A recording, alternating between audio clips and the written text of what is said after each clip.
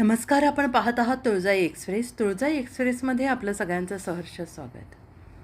धाराशिव, लातूर, बीड स्थानिक स्वराज्य संस्था मतदारसंघाच्या अनुषंगाने महायुती पदाधिकारी यांची बैठक संपन्न.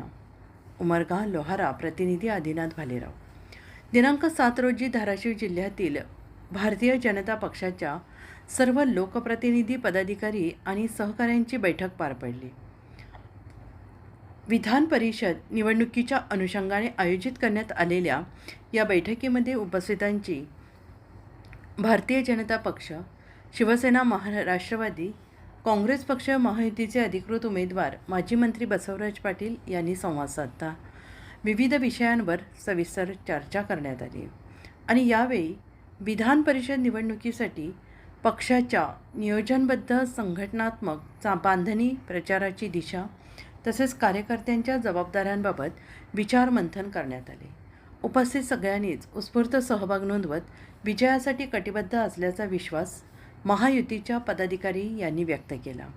यावेळी बैठकीला माजी मंत्री आणि आमदार राणा जगजितसिंह पाटील, जिल्हाध्यक्ष दत्तात्रय कुलकर्णी, माजी आमदार यावेळी बैठकीला माजी मंत्री आणि आमदार राणा जगजितसिंह पाटील, जिल्हाध्यक्ष दत्तात्रय कुलकर्णी, माजी आमदार सुरजितसिंह पाटील, तुळजाभवानी साखर कारखान्याचे चेअरमॅन सुनील चव्हाण,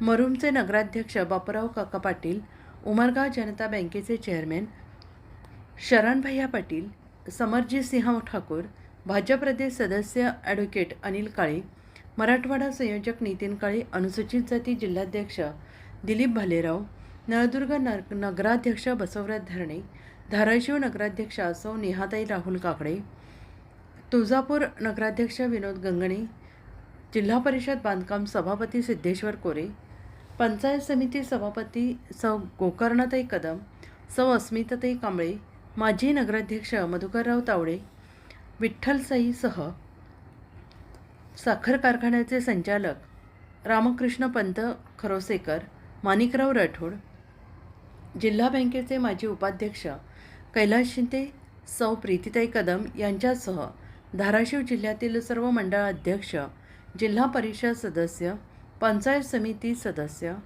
नगरपालिका आणि नगरपंचायत नगरसेवक मोठ्या संख्येनं उपस्थित होते. तुळजाई एक्सप्रेससाठी आदिनाथ भालेराव, उमरगा, लोहारा. अशाच नवनवीन बातम्या पाहण्यासाठी आजच आमच्या चॅनेलला लाईक, सबस्क्राईब आणि शेअर करायला विसरू नका.